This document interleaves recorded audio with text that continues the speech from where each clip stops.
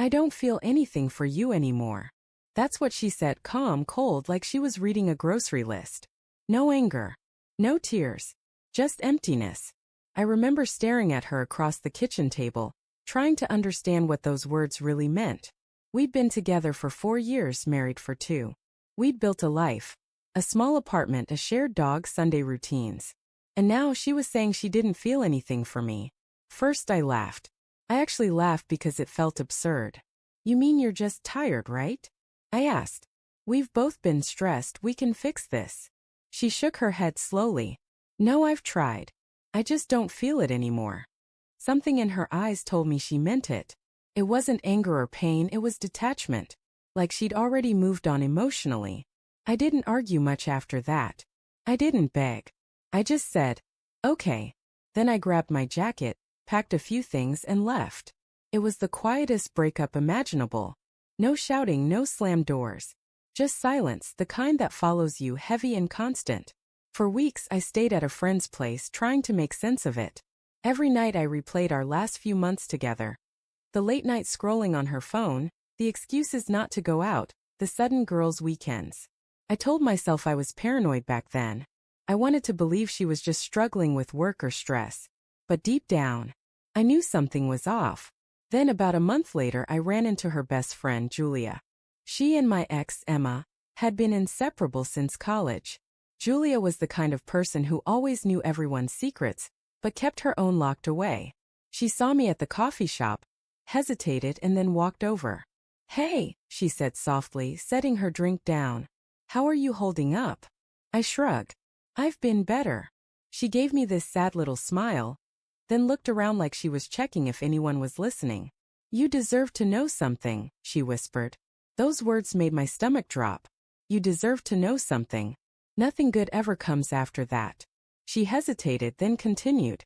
Emma's been seeing someone. For a while, actually. I stared at her, trying to process it. What do you mean, a while? Julia looked guilty. Since before you two separated. Maybe 6 months? I didn't know how to tell you. I tried to stay out of it. It felt like the floor disappeared beneath me. 6 months. That meant all those girls' weekends and late-night work calls were just cover stories. I couldn't even speak. Julia kept talking, her words soft but sharp. I told her to come clean. She said she didn't want to hurt you. That she'd just fallen out of love. Fallen out of love. I repeated, my voice hollow. Right. Julia sighed, eyes full of pity. I know this doesn't help, but it wasn't just some random guy. It's someone you know. I felt my throat tighten. Who? She hesitated again. Evan. I froze. Evan was my coworker, a guy I'd helped get hired at my company last year. We'd gone out for beers, he'd come over for dinner. I even introduced him to Emma. I remember that first dinner vividly now, the way they laughed about stupid TV shows, the way she poured him another glass of wine before I even asked. I didn't think much of it back then. I trusted her. Julia reached for my hand, maybe to comfort me, but I pulled away. I'm sorry, she said quietly. I shouldn't have said anything, but you deserved the truth. That night I sat in my car for nearly an hour, just staring at the steering wheel. My hands were shaking. I wasn't sure if it was rage or heartbreak or both. I didn't confront her right away. I needed proof. Something in me needed to see it with my own eyes. So I did something I'm not proud of. I went to her apartment one evening, the one we used to share. I still had a key. Her car was parked outside and another car, Evan's, was next to it. My heart pounded as I walked up the stairs.